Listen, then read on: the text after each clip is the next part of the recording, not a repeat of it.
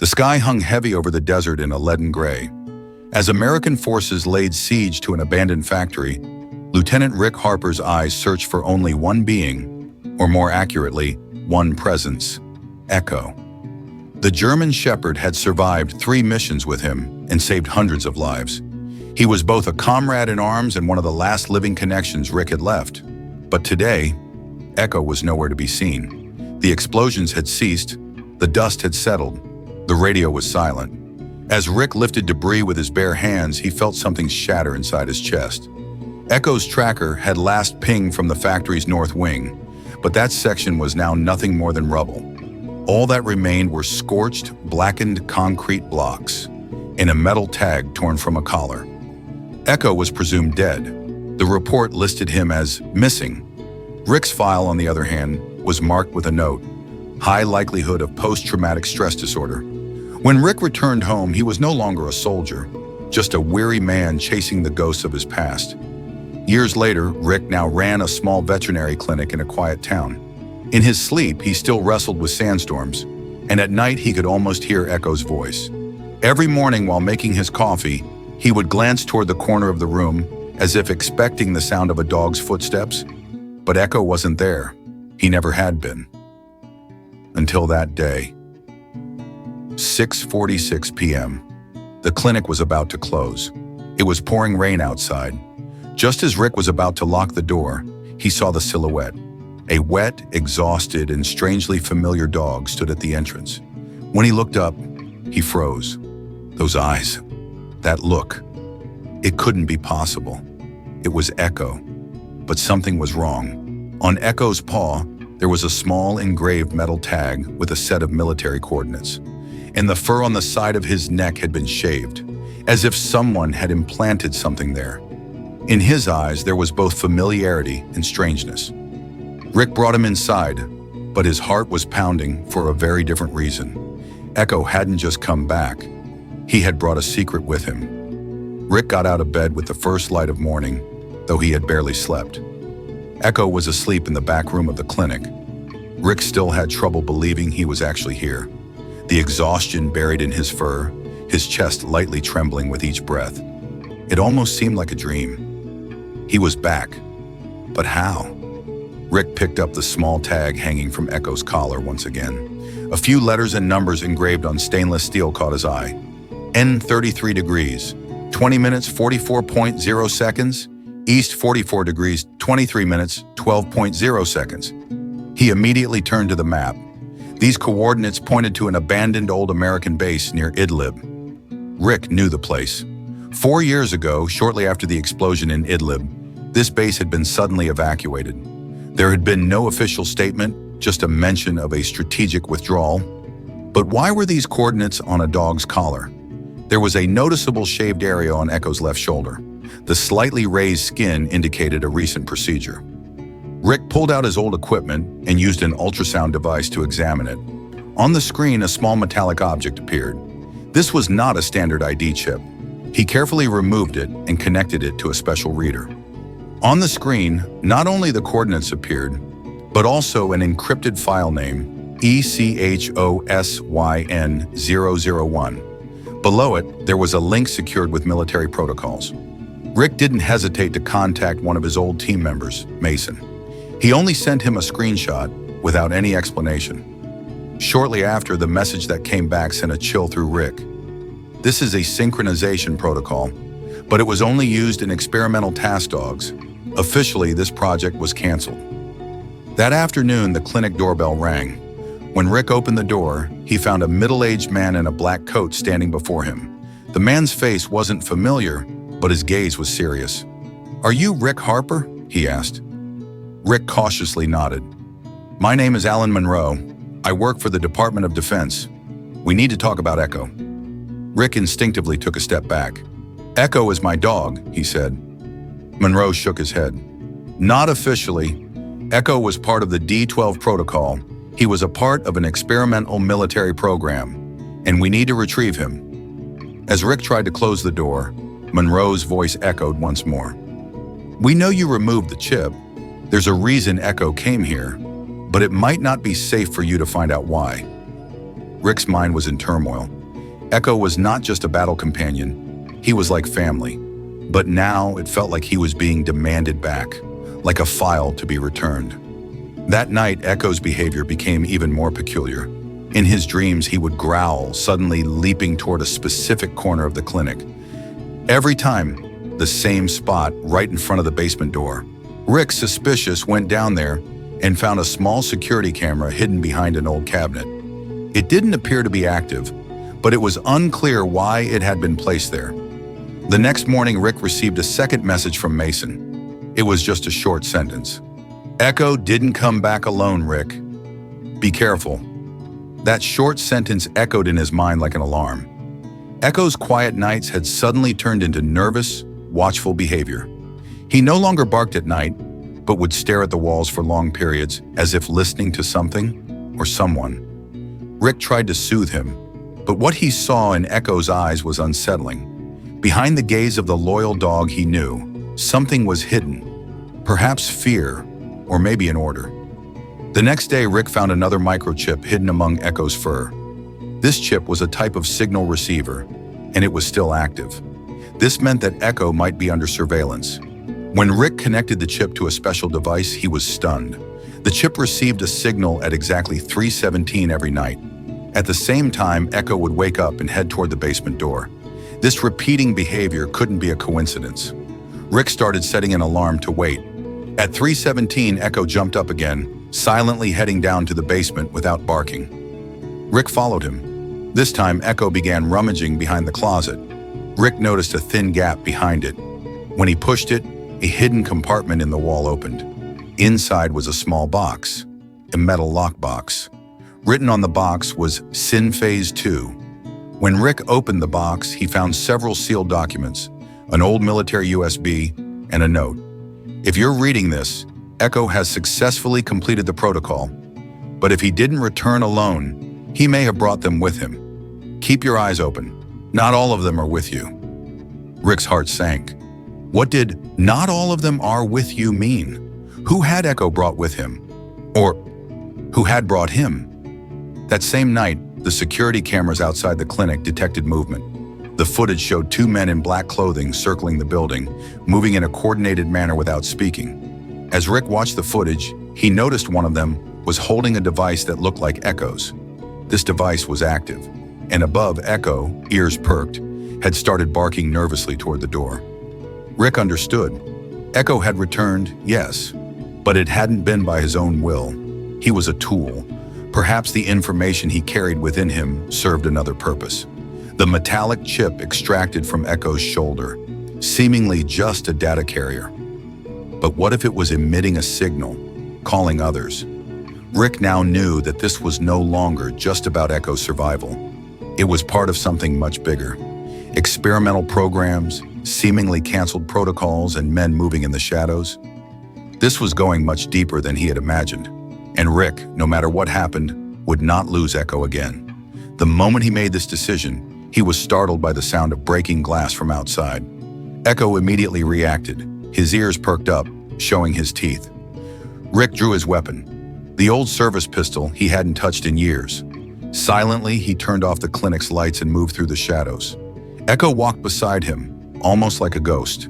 As they advanced through the darkness, a shadow appeared on the wall. Rick immediately dropped to the floor and waited, holding his breath. Someone had sneaked inside, but this wasn't an ordinary thief. The clothes, the professionalism in his movements. This was a tracker. The signal to Echo had likely led these men to him. Echo was waiting for Rick's signal. Quietly, it crouched forward and with one swift move, lunged at the man. The target barely registered the speed before it was too late. But just as Echo was about to sink its jaws into his throat, another explosion went off. The side door of the clinic blew open. Rick was thrown back, his ears ringing. Two more people had entered. This was no search operation, it was an execution. Rick quickly regained his footing, drawing his gun. Reflexively, he took down the first two threats with the precision of years of training. But the third person was different. As his mask fell away, Rick's blood ran cold. The man standing before him was none other than Jared, a long-lost member of his team who had been declared missing in Idlib. For a moment, time seemed to freeze. Jared's eyes locked with Rick's, and the realization hit him like a freight train. Jared was supposed to be dead, but here he stood, alive, and something about him was not the same. Jared raised his weapon, his voice calm but distant. "You recognized me, didn't you, Rick?" he said, his tone cold, devoid of any warmth. "But I'm not the same Jared anymore. There's an operation involving Echo, and it's bigger than you think. Things have changed, and it's no longer just about you." Rick's heart pounded in his chest. The world around him had shifted, and with it, everything he thought he knew about his team, about Echo, and about the mission. The line between friend and foe was no longer clear, and the stakes had never been higher. "Rick, Jared said, a pained smile on his face. "We want Echo, not for you. He's far more valuable to us now." Didn't you die?" Rick whispered, his gun still pointed at Jared. "Number? They told you I died because we were part of the Synphase protocol. So was Echo. You weren't supposed to get him out of there. He was trained to be brought back, but the system failed, and now we have to finish it." Echo stared at Jared as if he were an enemy. His ears were flattened, and his posture was full of tension, as though ready to spring into action at any moment. "Echo is not yours anymore," Rick said, his eyes filled with determination and anger. "He's my family. You tried to use him against humanity, but now you're here to take him back. You'll pay the price." Jared winked. "Let's see. Will loyalty win, or programming?" In that moment, Echo lunged toward Jared, but this attack wasn't disobedience, it was sacrifice. Echo bit down on the signal device Jared carried, lifting it into the air, and with one last glance at Rick, he hurled himself along with the device toward the gas canisters, ready to explode. A blinding flash of light, followed by an echoing silence. Rick collapsed amid the rubble. All he could hear were the lingering echoes of Echo's final bark. Tears streamed down his face as a single sentence escaped his lips. "You were loyal not to me, but to your heart." Rick knelt amidst the wreckage, frozen. His eyes tracked the fading silhouette of Echo disappearing into the flames, and his mind was involuntarily pulled back into the past. Rick Donovan, 42 years old, was born in a mountain town in Colorado. His father, a retired Marine, was a stern, disciplined man, proud of his service. His mother, on the other hand, was an English teacher at the local high school, offering a softer, more emotional approach to life. Rick's life had been a constant balancing act between these two contrasting influences, learning to follow orders without question, while also struggling to listen to the voice of his heart. After high school, joining the military seemed inevitable. Following in his family's tradition, he rose through the ranks, eventually joining an elite special forces unit. But the real turning point came during his deployment in Iraq. While on a mission to protect a civilian village, a bomb exploded, killing a 7-year-old child in his arms. In that moment, he began questioning not just his identity as a soldier, but also his humanity. Later, he got married. Laura, a scientist who specialized in animal behavior at the university, had met Rick through a rehabilitation program. She trained therapy dogs for soldiers suffering from post-traumatic stress disorder, PTSD. It was during this program that Rick first met Echo. They had built a new life together, a small farmhouse in southern Oregon, a few horses, several dogs, and plenty of quiet. But their happiness didn't last long. When Rick was called for one last mission, he kissed his 5-year-old daughter Emily goodbye. That mission would take him to Idlib, where the catastrophic explosion involving Echo would change everything. After the explosion, Rick believed he had lost both Echo and his unit. When he returned to his country, he was confronted with an even greater pain. Laura, after hearing the news of his death, had slipped into a deep depression, taking little Emily with her and disappearing without a trace. For years, he searched for them. He never found his wife or daughter. To survive, he set aside his identity as a soldier and began working as a veterinary technician at a small clinic. His only solace was the animals, because animals didn't lie, because they didn't leave, not like people did. And now, years later, his only true friend had returned, half dead, yet still with eyes filled with loyalty. Echo was his past, his conscience, his guilt. Losing him, this time it could truly be the end of everything. But this was not the end. Echo's sacrifice was not just a farewell, it was a beginning. Rick slowly stood up. The tears had almost dried. In his eyes, there was a new sense of determination. This story isn't ending here, because Rick was no longer just a former soldier, nor a wounded father. He was now the sole guardian of the secret Echo carried. And this secret might not only affect his family, but perhaps so much more. Echo's act of shielding him that night echoed in Rick's mind, merging with a single thought. Surviving doesn't mean living, not until you reclaim what you've lost. Rick no longer wanted to run. From his past, his mistakes, the guilt of not being able to protect his family. Echo had reminded him that survival wasn't enough. Life had to have a purpose. And his only purpose now was to find Laura and Emily. Rick reached out to his old military contacts and began a quiet search. An old friend of his, intelligence officer Mike, informed him that Emily had enrolled in a school in a small town near the Canadian border a few years ago. Laura's name appeared nowhere, but a small town meant hope. Hope for tracking down a lost child. Months of travel, unexpected encounters, and false identities led Rick to a small library on a fall day, where he saw his daughter. Emily, living under a different surname given to her by her mother, was unrecognizable at first. But when Rick's eyes filled with tears, something stirred in Emily's eyes. An instinctual bond, a love that years couldn't erase. Laura watched from a distance silently. For years, she had believed Rick was dead, convinced she could never trust again. But now, standing before her, was the same man, still carrying the hope of his family in his eyes. Maybe he was more broken, but for the first time, he was whole. They began living together again. Rick would take long walks with Emily every day, teaching her the patience and love Echo had taught him. There were still walls to break down between him and Laura, but love had the strength to tear down even the most solid of walls. Everything seemed as it should be, until that first message arrived late at night, reopening the door to their past. "We're still watching you, Donovan. You didn't just bring back a dog, you brought back a secret." The weight of that message hit Rick's stomach like a punch. It was then that he realized why Echo had returned. Echo wasn't just a friend.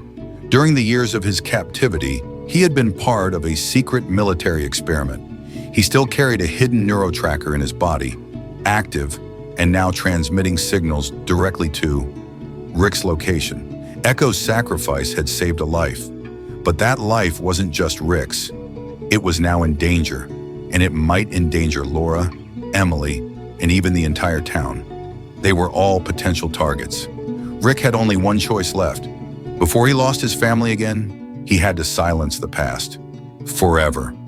And to do that, he would have to become a soldier once more. Rick made the decision in that moment, and a heavy weight settled on his chest. It took him some time to gather the courage to look into Laura's eyes. In the midst of a fragile, silent night, he stood tall, as if stepping out of an old memory. But the determination in his gaze was far beyond the man he once was. Laura sat in the chair in the living room, silently rubbing her hands together. As Rick's words left his mouth, he tried to suppress the tremor in his voice. "I have to go, Laura. It's not just about us. The signals coming from Echo may be drawing someone here. It's not just us. Everyone in this town could be in danger." Laura's face froze. Her eyes began to redden, but not a single tear had fallen yet. The silence made Rick even more uneasy. You're leaving again," Laura said, her voice low but full of emotion. "Again, you're turning your back and leaving. You're abandoning us. Me, Emily, ... Rick took a step forward, but Laura raised her hand, stopping him. "I buried you years ago, Rick, in the grave. Every morning I didn't wonder, is he still alive? Because if I let hope in even for a moment, I wouldn't have survived." "Laura, Just listen," she yelled. Tears were now streaming down her face. "When I saw you again, when I started sharing our daughter with you, I tried to leave everything behind. But you're still the same man. You're still trying to be the hero. You still think you can carry the weight of the world on your shoulders?" Rick's throat tightened. "I have to do this." Laura shook her head slowly, painfully. No, you don't have to. You choose to. It's always been like this. The military, the uniform, saving the world. You choose it all. But me, Emily, we don't choose that, Rick. We want you. Just you. Alive. With us. Silence fell. Laura's words hung in the air, like sharp knives piercing the heart of a man at war with his own emotions. Make a choice, Laura said, her voice barely a whisper. Your family or the war? If you want to leave, then go now. But don't come back. We can't take being abandoned a second time. Rick's eyes filled with tears. Two worlds were colliding in his heart. He looked at Laura, then at the deep, innocent breath coming from Emily's room. For a moment, Rick felt how his heart was pounding. It was so sharp and cold, as if he were holding on to life only through Emily's breath. But there was something else as well. He had to make a decision. His past, his family, the war, Echo's loss, everything. His mind was tangled, but one thing was clear. He had to find the right path for everyone. He thought for days. He lay awake at night, finding himself outside alone, questioning everything. Laura's words kept ringing in his ears. Your family or the war? But answering that question was far from simple. Rick knew that family was more than just a biological bond. He thought of Echo and Laura. On one side, there were the years of habits and the sense of duty that came with the war. And on the other, the love and loyalty he was trying to protect and rediscover. Finally, one morning, just before dawn, Rick made his decision. Rick wanted to create a world for his family and loved ones that he would never lose again. He knew the road ahead would be difficult, but with each step, every choice would mean leaving behind the burdens and losses of the past. When Rick spoke to Laura, his face was set with determination. He wasn't going to hide anything from her. He would pay the price for everything, but this time, it wasn't just about battling his own inner demons. It was about building a better future for Emily and Laura as well. However, using his old military skills, survival instincts, and strategies. Rick managed to leave them behind. After that night when Laura said, "Choose one," Rick couldn't sleep or eat for days.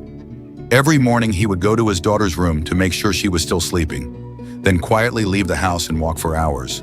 He was thinking, could he be both a father and a soldier? Was there a way to combine the two?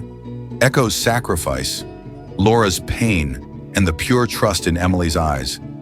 All three were tangled together in his heart. Finally, one night he looked at Laura and whispered, "I have to go, but this time I'm going to leave to come back." Tears welled up in Laura's eyes. There was no anger in her voice, only fear. "Don't go, don't go. This time Emily won't be able to bear it." But Rick had to leave, because this time it wasn't just about a mission. It was about protecting his family, truly freeing them. The only way to do that was through this war. One morning he kissed Emily goodbye, left a letter for Laura, and walked out of the house. The letter read, "If I survive, I will do it with the love of you and our daughter. But if I fail, know that I took this path to keep you both safer." Rick reestablished his old contacts. He got in touch with a few remaining members of his fractured unit. They were all like him, former soldiers discarded by the system. Some no longer wanted to fight, others had lost themselves. But one, someone who still thought like he did, agreed to help Rick. Marcus, a remnant of his old team. With Marcus's guidance, Rick followed the trail of those pursuing them. He tried to figure out who they were, why they still posed a threat, and why Echo had become a target. But this tracking mission led him outside the town, deep into the forest. And one day, while taking a quiet morning walk along the edge of the town, he noticed footprints in the snow-covered ground. It was wrong. This path was one he had always used alone. His instincts kicked in immediately. He grabbed his weapon, lightened his steps, and slipped between the trees. And just then, through the mist, he noticed the silhouettes emerging. He slowly crouched down. His heart began to beat again, like it once did on the battlefield. That old instinct, it had returned. Rick paused for a moment. Will I really have to go back? He thought to himself. This life, this darkness, if he had to get lost in it again, would he be able to return to his family? But there was no time to think. At that moment, the first shot rang out. The silhouettes surrounding him weren't just observers, they were killers. The first bullet zipped past his right side, and Rick instinctively dropped to the ground. There was no fear, no panic in his heart, only focus. His fingers were on the trigger, his eyes scanning his surroundings as the instincts built over years of training took over. He dove into the bushes, narrowing his line of sight, holding his breath. The second bullet struck the tree trunk, sending splinters flying into his face. He calculated the positions of his enemies with his eyes. There were 3 of them. They moved like soldiers, but this wasn't a standard team. Their silence, their professionalism, the weapons they used. These men were no ordinary soldiers. Rick made a quick maneuver to change his position and took down one of them. As the other one turned toward him, the sound of a bullet wasn't heard, only the sharp, slicing sound of a knife. Rick swiftly pulled the knife from the man's hand and watched as he fell to the ground. As he rifled through the man's pockets, he pulled out something, a badge. The moment he saw it, his face froze. He recognized the symbol. It belonged to a special unit that had been officially disbanded years ago during his service. It was the emblem of Vanguard Black, a covert organization that didn't even exist in official records. A shadowy group controlled by dark orders, beyond even the government's reach. A faction that Rick had unknowingly opposed years ago, only to believe it had been wiped out. But no, they were still here, still operational, and this time they had a much more personal matter at hand. Echo, during that final mission in Idlib, had noticed something. A botched delivery, an illegal experimentation facility, perhaps even more. Rick had been gravely injured during the operation, and most of the memories had been suppressed due to trauma. But Echo, she hadn't forgotten. Rick had been rescued from the scene that day, wounded, but most of the memories of the event were buried deep within him due to the trauma. Now Vanguard Black had learned that Echo was alive. Their fear was the memories she held. And Rick, he was still the one standing between them and their secrets. The very man who could expose everything, the one they saw as a threat. As the third man neared Rick, he triggered a trap, causing the enemy to lose his footing. Rick quickly ducked behind a rock, taking deep breaths. What did all of this mean? Just then, a muffled voice crackled through the radio. The enemy's radio was still open. Target 1 is alive. Target 2 may still retain their memory. No turning back until it's cleared. Rick's hands trembled, a mix of anger and resolve surging through him. They weren't after Echo. They were trying to erase a secret that could cost everything. To protect his family from that price, he would risk it all. He slowly lifted his head toward the sky. A drone hovered above the dark clouds. Surveillance was still ongoing. They had the technology, but Rick had something else. Stubbornness, memory, and a warrior's spirit reborn from the ashes. And that night, deep in the forest, he knew he wasn't alone. It felt like someone, or something, was still watching him. Echo's presence, though physically gone, lingered in the air. A guide, a protector. And now Rick understood. This wasn't just his battle. This was a war for the truth. Rick now knew exactly who his enemies were. Vanguard Black, a covert special forces unit with global influence, operating illegal experiments in war zones, manipulating both soldiers and civilians alike. They had infiltrated even the highest institutions of his own government. Echo's survival had threatened to expose it all, and now Rick had become part of the secret.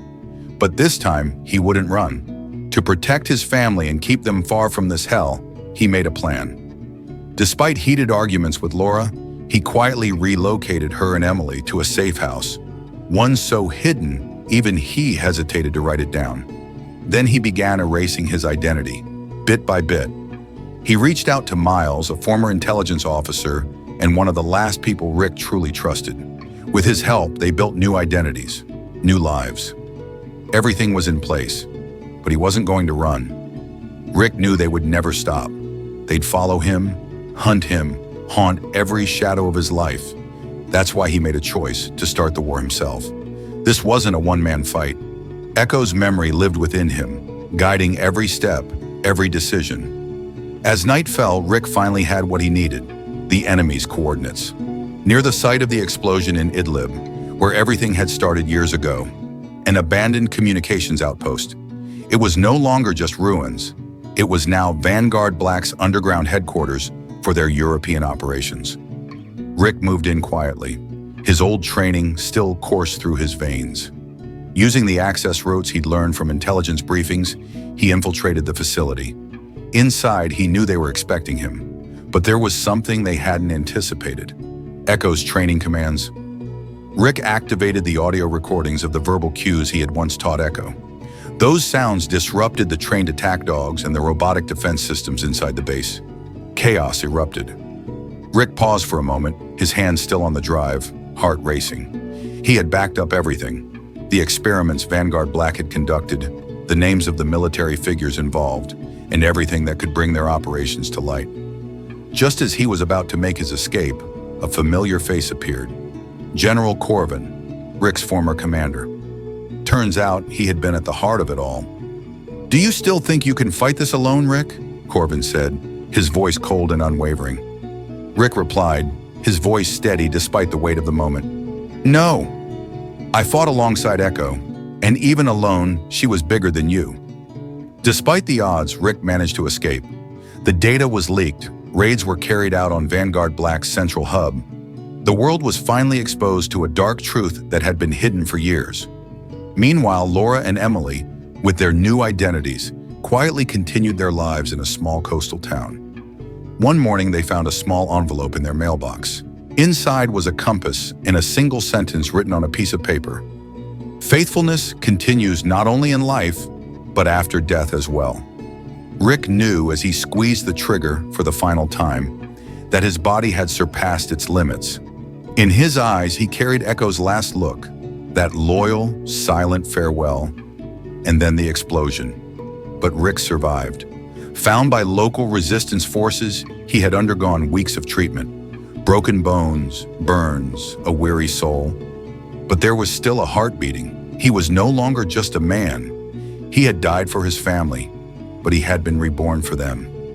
Months later, Rick saw Emily again for the first time in the schoolyard. The little girl, holding her mother's hand tightly, her eyes starting to replace the darkness she had once known with hope. Emily paused, then ran toward Rick. As those small hands wrapped around his wounded chest, time seemed to stop for a moment. Laura stood a few steps behind. In her eyes, there was still a struggle, still a fear, but this time, there was also faith. When Rick reached them, their gazes met. "I'm back," he said simply. Laura quietly replied, "And this time, you'll stay." Days passed and nights filled with hope. Rick was no longer just a soldier or merely a father. He was a man who had risen again for his family. Echo's sacrifice had not only changed his life, but also his soul. In the backyard, a small monument was built in honor of Echo. Every day, Emily would leave a flower by it. Rick, each evening, would look up at the stars and quietly murmur, "Thank you, my friend." And one day, as the morning sun rose from behind the distant mountains and shone through the window, Rick, Laura, and Emily sat together at the breakfast table. On their faces were not the marks of war, but the quiet smile of peace.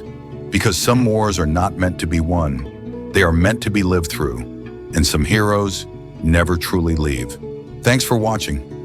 If you liked our new story, please like, share, and tap the bell to hear new stories told always.